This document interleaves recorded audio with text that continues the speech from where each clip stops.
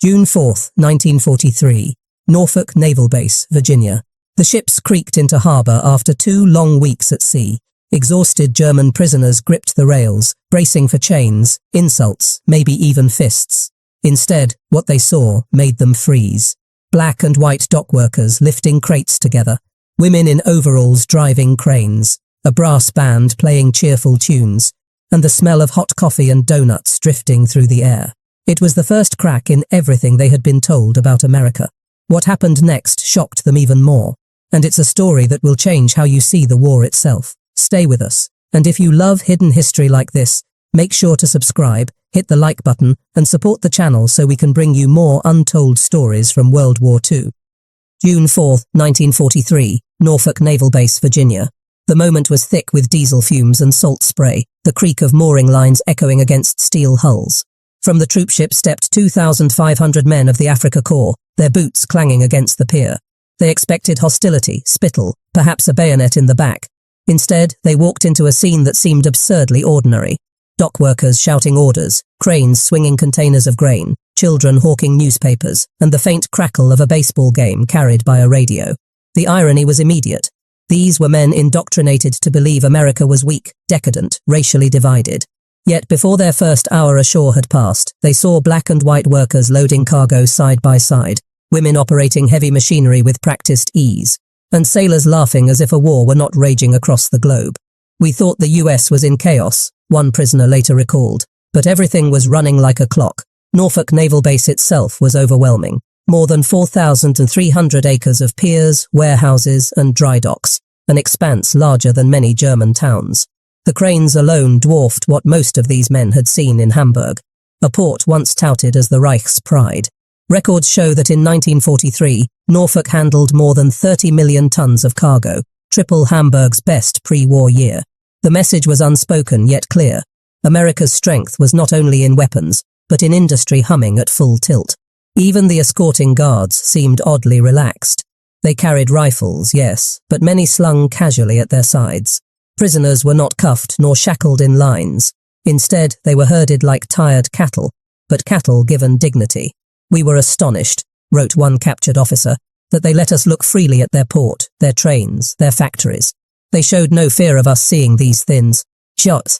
It was a paradox that gnawed at certainty. Why hide nothing from an enemy? The sensory contrasts seared into memory. The metallic sting of the salt air mixed with the sweet aroma of fried dough from a vendor cart. The clang of steel plates blended with the laughter of sailors reading the comic strip in the morning paper. And always the radio cutting through the noise with a baseball announcer's voice. Top of the third. Yankees lead 3-1. For men raised on Hitler's speeches, it was a surreal soundtrack. Many later confessed to an internal dissonance. Nazi propaganda had painted America as fractured, plagued by unemployment, incapable of unity. Yet here was evidence of another truth: prosperity, energy, and casual abundance. As one German sergeant scribbled in a smuggled note, "If this is how they live during war, what must it be like in peace?" The arrival at Norfolk was more than a logistical transfer. It was the first strike against an edifice of belief, the beginning of what would become a psychological campaign more potent than any leaflet dropped from the sky. These men had not yet seen the inside of a camp, nor tasted American rations, nor witnessed the reach of its farms and factories. But the first impressions mattered. The unexpected sight of America's normalcy was already eroding the image of a weak, crumbling foe. But Norfolk was only a doorway. What lay beyond would intensify the paradox until it became undeniable. For when the trains began to move inland, the Germans discovered something even stranger than a port without fear. A society that lived its private life openly, as though inviting them to watch. The trains waited just beyond the piers, their passenger coaches gleaming in the Virginia sun. Not boxcars, not cattle trucks, passenger coaches. Prisoners blinked at the sight. In Europe, transport meant cramped wagons reeking of hay and sweat. Here, cushioned benches and open windows. A guard gestured them aboard, almost casually. "Sit wherever you like," one remembered him saying. The paradox grew sharper as the train lurched westward. Instead of secret detours, the route cut straight through towns and farmland. Through open windows, prisoners glimpsed ordinary American life in full color. Men mowing lawns, children licking ice cream cones, young couples strolling with arms entwined. At Richmond's Union Station, civilians on the platforms stared back. curious, not hostile. A few even waved. I felt as though I was invisible, a German corporal later wrote. No one shouted, no one cursed. It was as if we did not matter. The abundance visible from the rails was staggering. Factories belched smoke but showed no signs of scarcity. Automobile lots brimmed with new trucks. Along the Baltimore route, the train passed so close to the Glenn L. Martin aircraft plant that prisoners could count the half-finished bombers on the assembly line. In 1 week alone, Martin's workers rolled out more than 30 B-26 Marauders, a number equal to a month's production from Germany's Heinkel works. They did not hide this from us, another POW recalled in disbelief. They wanted us to see. Even the small details impressed themselves on memory. In station diners, American passengers ate hamburgers stacked high with onions and tomatoes, meals that looked impossibly rich to men accustomed to black bread and watery soup. At one stop, a prisoner saw a porter discard half an apple into a bin. I could not believe such waste, he confessed years later. The smell of fresh coffee drifting into the carriages was torture and revelation at once. Numbers underscored the impression. By 1943, the US rail network moved more than 2.5 million passengers per day, along with freight that dwarfed Germany's capacity. Coal output stood at 600 million tons annually, double the Reich's. For German soldiers taught to believe in their nation's industrial supremacy, the statistics were not abstract. They were visible mile after mile, in every water tower, every siding stacked with grain, every whistle of a freight hauling steel. The journey also carried a psychological lesson. These prisoners were not hidden from the American public. The government had no fear that civilians might panic at the sight of their enemies. Instead, civilians were allowed to witness and to compare. Many did so with curiosity, even compassion.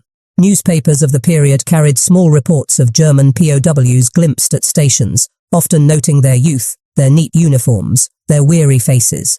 A few families even pressed sandwiches through the train windows. For the prisoners, this openness was disarming. One diary fragment put it plainly. In Germany, we would never let captives see our cities, never let them near our people. Here, they put us on display. It was humiliating and strange, but it made us doubt. Doubt, after all, was contagious. If America had nothing to fear from showing itself, perhaps its strength was greater than the Reich had admitted. The trains rolled on, their steel wheels hammering a rhythm across bridges and valleys. Every mile took the Germans deeper into a land that was not collapsing under war, but thriving in spite of it. They had arrived expecting to glimpse propaganda. Instead, they were given reality in full view. But the most astonishing revelation was still to come. Beyond the stations and factories waited the camps themselves, places that would overturn every expectation of captivity, beginning with something as simple and as radical as medicine. When the trains finally reached their destinations, many prisoners braced for the worst. Captivity, in their minds, meant straw on stone floors, thin soup, disease untreated. In German camps, Allied prisoners had learned to expect just that. Yet the moment German POWs entered American compounds, they encountered a contradiction that rattled them to the core. Doctors waiting, nurses prepared, and medicine that seemed closer to a miracle than to military necessity. One of the first things they noticed was the Red Cross parcels stacked neatly in storerooms, some stamped kosher in Hebrew lettering. Others contained items unheard of on German ration tables: chocolate, tinned meat, even cigarettes. For Muslim prisoners from North Africa, halal options were arranged. A Swiss inspector touring Camp Herne in 1943 wrote in his report that medical care here equals, and in some cases exceeds, the treatment received by American soldiers themselves. The statistics confirmed it. By 1944, the US military had produced more than 20 billion units of penicillin, while Germany, constrained by limited fermentation capacity, had produced only a few hundred kilos of crude forms. To a captured soldier who had seen comrades die of infected wounds in Africa, the sight of an American medic injecting penicillin into a fellow POW was not just startling. It was civilization turned upside down. They used this medicine on us as if we were their own, one remembered. We could not imagine such a thing. The paradox deepened in the hospitals. German physicians who had been captured were often allowed to continue practicing under American supervision. Side by side with American doctors, they treated their own comrades, swapping knowledge in the process. It was an unspoken gesture of respect. The enemy was an enemy, but still a professional. We were surprised by the collegial tone, Dr. Will. Elmkrantz later wrote. No one mocked us. They asked questions, shared techniques. It was not a victor and a vanquished, but colleagues in a white coat. Sensory impressions reinforced the message. The antiseptic sting of carbolic acid, the steady hum of electric fans in recovery wards, the crisp cotton of clean sheets. These were luxuries absent from most field hospitals in Europe. To POWs, it was as if they had stepped from a medieval infirmary into a modern clinic overnight. Numbers added weight to these impressions. Official US reports show that in 1943 alone, more than 16,000 German prisoners were admitted to military hospitals, with survival rates above 95%. In the Reich's own medical system, survival after compound fractures or pneumonia was often below 70%. The contrast was stark enough to silence even the most ardent believers in German superiority. And the food, always the food.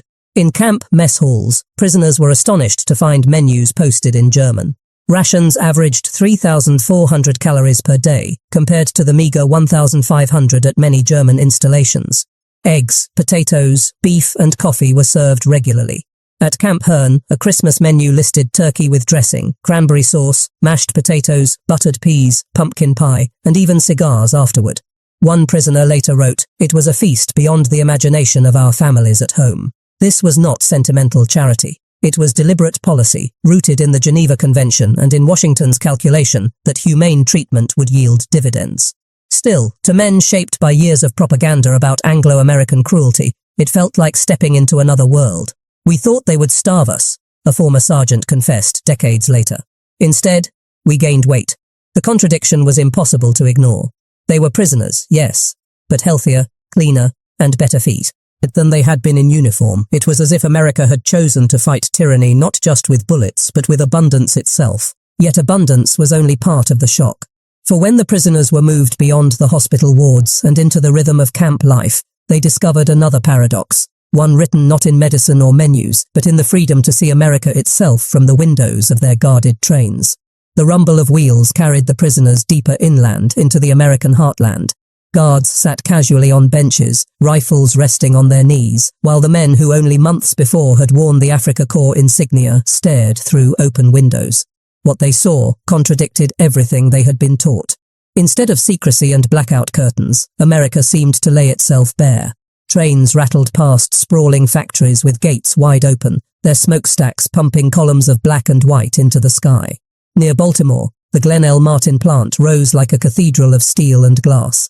Inside, visible even from the rail line, rows of B-26 Marauders stretched wingtip to wingtip. Prisoners counted dozens at various stages of assembly. They did not hide their production, one POW marveled. They let us see how many machines they could build, and they wanted us to see. The numbers backed the spectacle. In 1943 alone, Martin produced nearly 1,200 bombers. By comparison, Germany's Heinkel factory, harassed by raids and shortages, struggled to deliver a fraction of that. America's openness was its own kind of psychological warfare, not camouflage, but confidence. Stations along the way sharpened the paradox.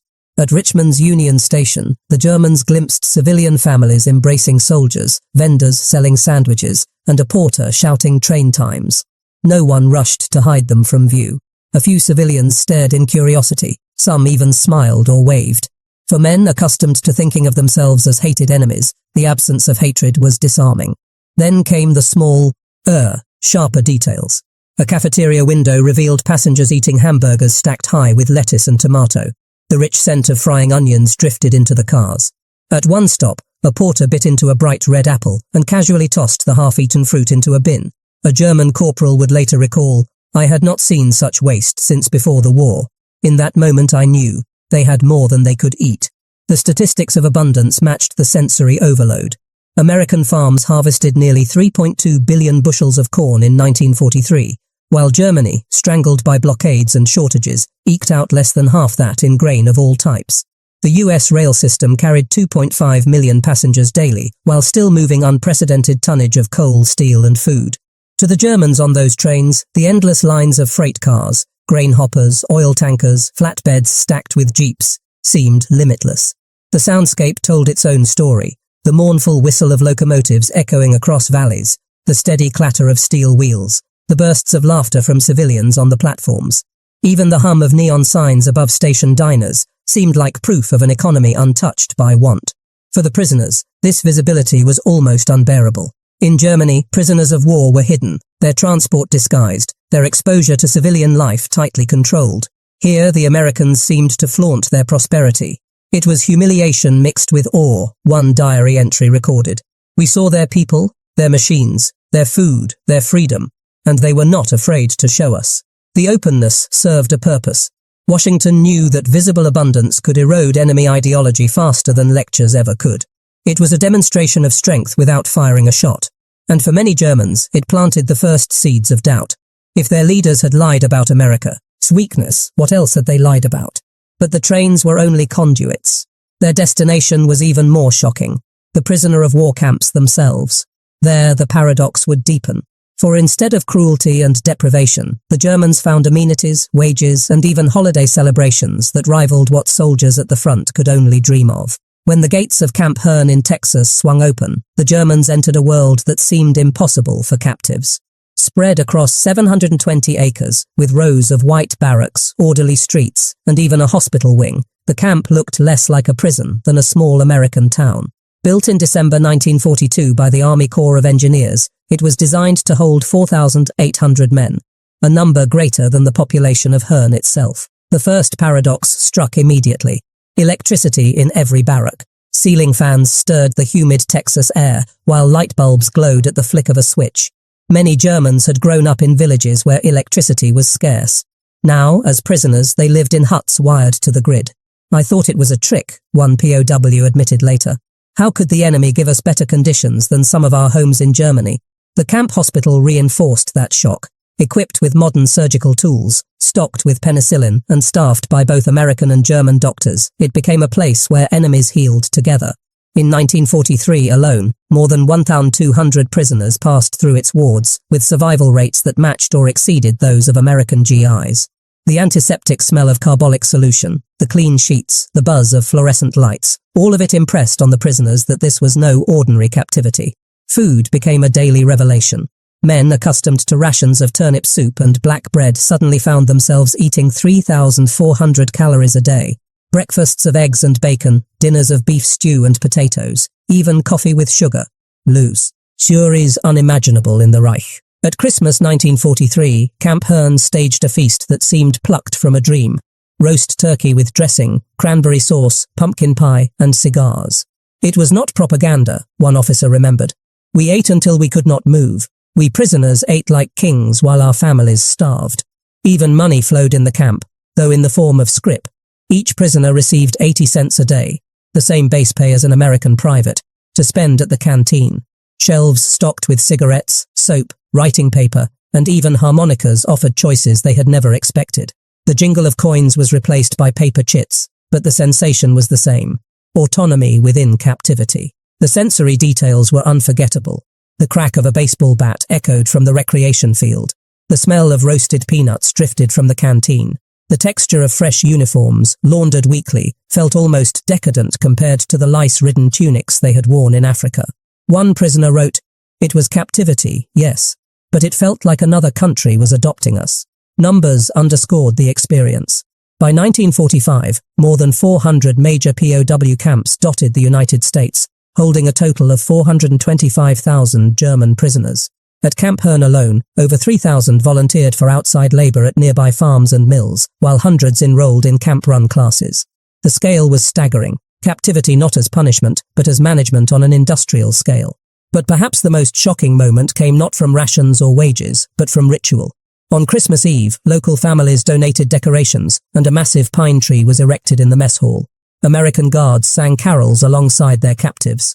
"I cried," one soldier confessed, "because the enemy celebrated our holy night with us, while our Führer gave us only war." This was the deepest paradox of all. The enemy, instead of breaking them, treated them with decency. It planted doubts no amount of Nazi indoctrination could erase. For if America's prisoners were cared for better than Germany's citizens, what did that say about the world they had fought to defend? But life inside the camps was only part of the story. Beyond the fences, new surprises awaited, the chance to work, to earn, and to witness firsthand the staggering scale of American agriculture and industry. When the Germans first volunteered for labor duty beyond the barbed wire, they braced for humiliation. They expected shackles, snarling guards, and hostile farmers. Instead, They found themselves driven in trucks to vast fields of cotton, wheat and corn, landscapes so endless they seemed to stretch beyond the horizon. The paradox was immediate. Men who had once marched under Rommel's banners now stooped to harvest peanuts in Texas or oranges in Florida. Yet they were not degraded. They were paid. The numbers astonished them. By 1944, nearly 200,000 German POWs were working outside the camps, filling gaps left by American men now serving overseas.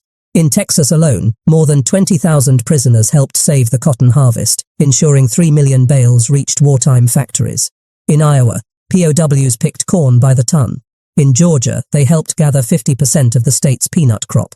What began as labor soon became an education in abundance. The sensory experience was unlike anything in war. Under the relentless southern sun, the sweet smell of hay mixed with the tang of diesel from tractors, machines far larger and more numerous than anything they had seen back home. The calloused feel of cotton bolls and the rough scrape of peanut vines reminded them of the land, but the sheer scale of mechanization stunned them. We realized, one POW wrote later, that America could feed not just its own people, but the whole world if it wished. Farmers, at first suspicious, grew accustomed to their unlikely workers. Some greeted them with cold stares, others with quiet hospitality. Many brought watermelons, sandwiches, or jars of iced tea into the fields, offerings of humanity to men who had been enemies weeks before. A Texas farmer's wife remembered, "They were polite, hard-working boys. Sometimes I forgot they were prisoners at all." The paradox deepened with freedom. After the day's labor, guards often let them ride in the back of trucks through small towns. They saw schoolchildren laughing on bicycles, neon signs flickering outside diners, and families shopping in stores stocked with goods.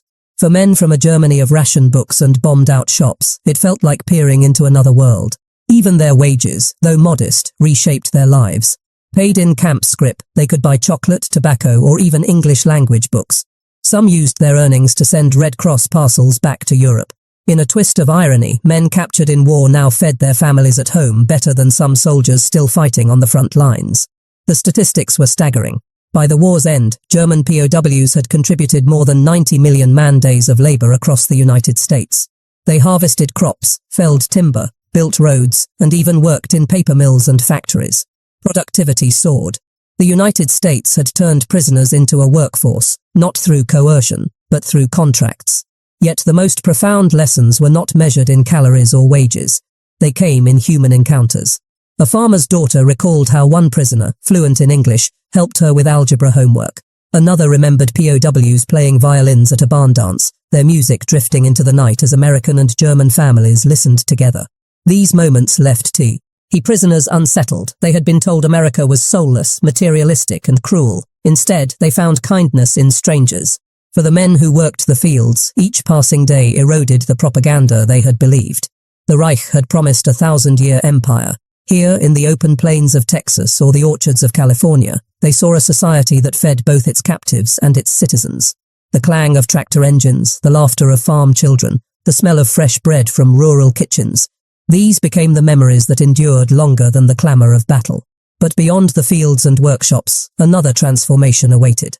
Education, art, and unexpected exchanges of culture began to unfold behind the fences. Changes that would shape not only the prisoners' view of America, but their own identity. Behind the wire, life in the camps became more than survival. It became a classroom, a stage, and a canvas. What began as captivity evolved into a paradox of freedom. German prisoners, stripped of their uniforms, were given the tools to build their minds. Camp commanders, advised by the Geneva Convention and eager to counter Nazi ideology, encouraged education. By 1944, dozens of camps hosted what were known as POW universities. At Camp Herne, German officers organized courses in mathematics, engineering, English, and philosophy. American textbooks were supplied, chalk squeaked across blackboards, and evenings buzzed with debate. Over 25,000 POWs across the United States took part in such programs, some earning certificates later recognized back in Germany. One prisoner admitted, "We had more time to study in captivity than we ever had at home. For us, it was a university behind barbed wire." Music and theatre thrived as well. Using scrap wood, cardboard, and paint, prisoners built stages inside mess halls. They performed Beethoven and Mozart, but also comedies and Shakespeare. Violins whined, pianos rang, and voices rose in harmony. Guards and local townsfolk sometimes came to watch, marveling at the skill of men once seen only as enemies. The sensory contrast was stark. In Europe, bombs shattered opera houses. In Texas, prisoners rebuilt culture from planks and nails. Art was another revelation. Prisoners sketched portraits of guards, carved wooden figurines, and painted landscapes of the very land that confined them. Some crafted elaborate murals outside of textbooks or concert halls. Cultural life inside the camps prepared them, but direct human contact outside the wire would challenge everything they thought they knew about their enemies.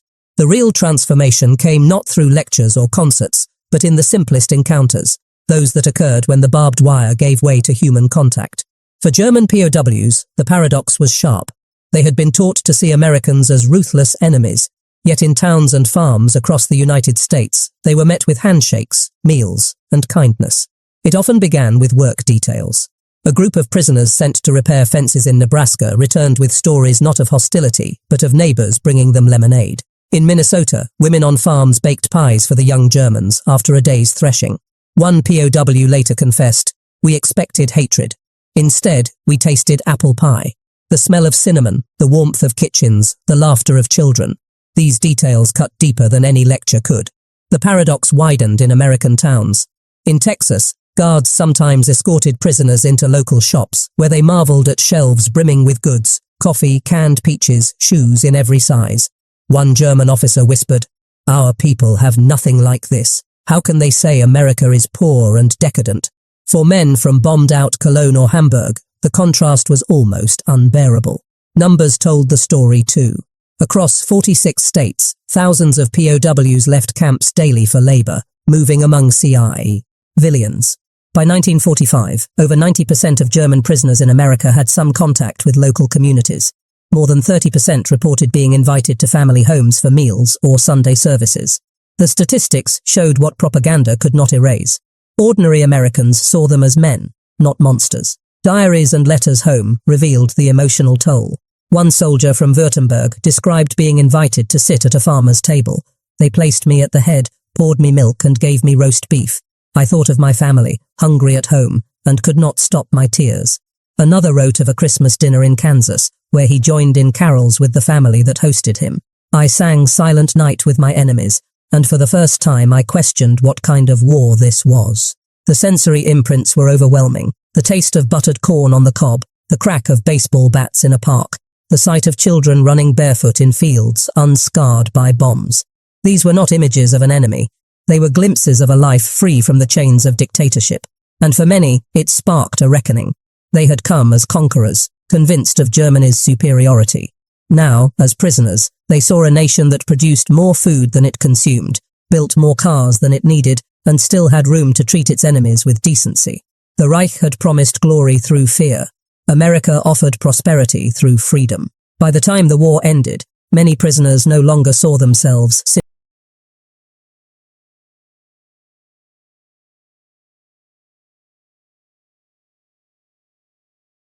on barrack walls.